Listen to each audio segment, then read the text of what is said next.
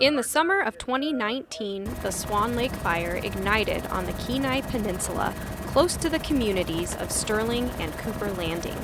It was extremely windy, plus we've had a record dry summer, record warm summer, and the fire blew up and started moving eastward towards Cooper Landing. Well, I think people were anxious, definitely, once we went to set.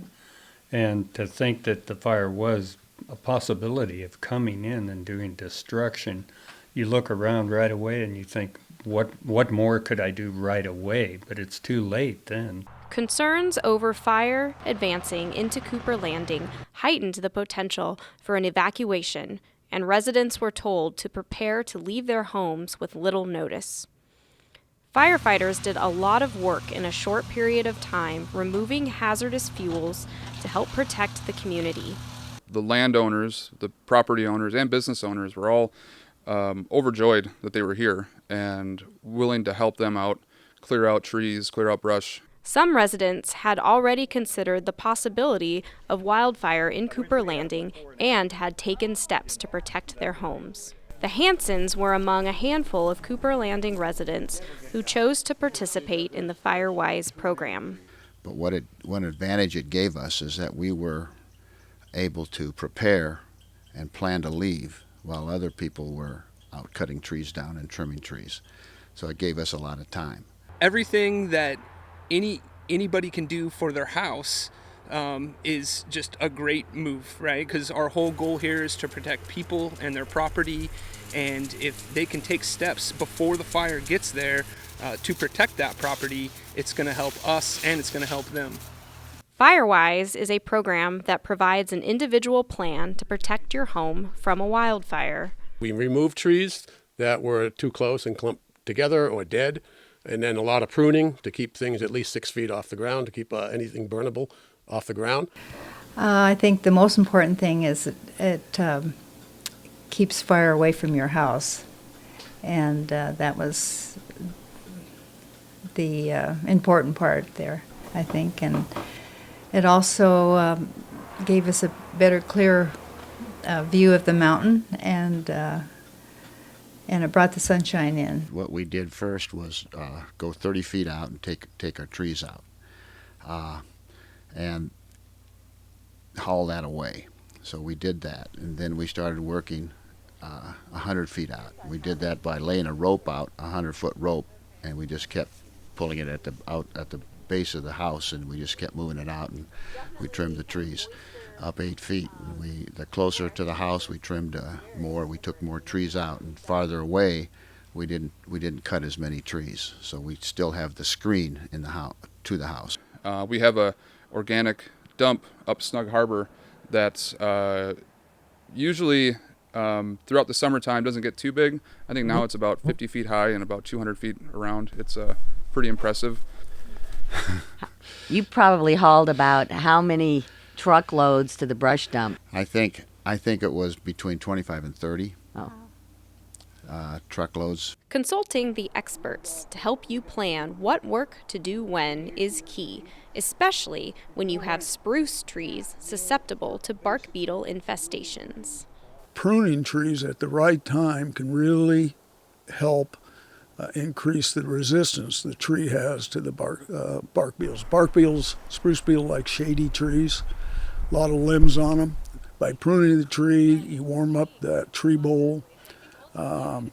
Beetles really don't like to initiate their attack on that. So the Firewise kind of as a secondary bonus by pruning trees at the right time of the year really helps increase the resistance. The Alaska Division of Forestry is one of the agencies that helps residents participate in the Firewise program.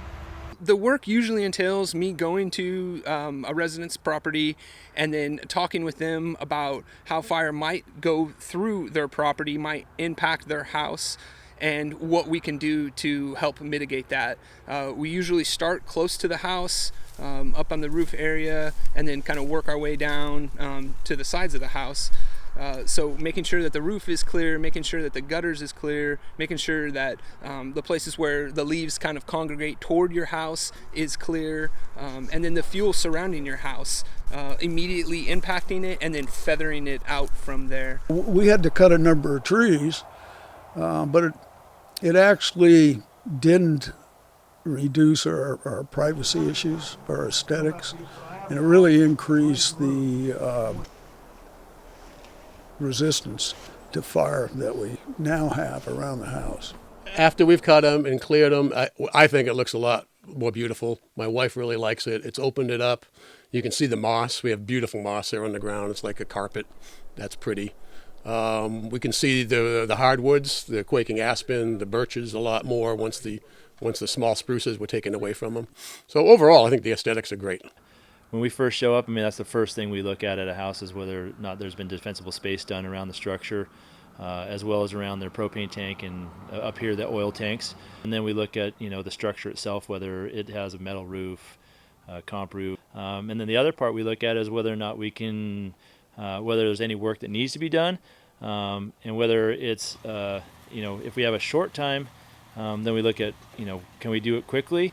Well, when the first group come in with chainsaws to do the limbing and get things off the ground, and I think they were here for 5 minutes because they said we had it pretty well taken care of. So they could go on to help other properties. But also the night when we were set on evacuation, of course, we realized looking out here that they had come by and told us that they could defend this property, which meant a lot. Yeah. Because the thought of it burning down was Pretty scary. pretty scary that night. After we finished in August of last year, we realized that the house it just popped. The property popped with its beauty just from these trees being gone. And there's still a lot of trees around here. Yeah. One of the trains of thought that we have as firefighters is we can't do what you haven't done in 20 years in 2 hours. So as much as the resident can do, the responsibility that they can take to clear their land and make it safe from fire, that's really what we're looking for. And that really helps us as we get in there and make an assessment on how your house will stand against fire. I think most of those people now are a lot happier that they did do Firewise. We were fortunate we didn't get the fire in the community, but knowing you made some steps to reduce that potential risk of wildfire around your house. And I think we'll see more and more people in Cooper Landing partaking in the Firewise program. More information is available from your local fire department, online at websites like firewise.org, or from your local office of the Alaska Division of Forestry.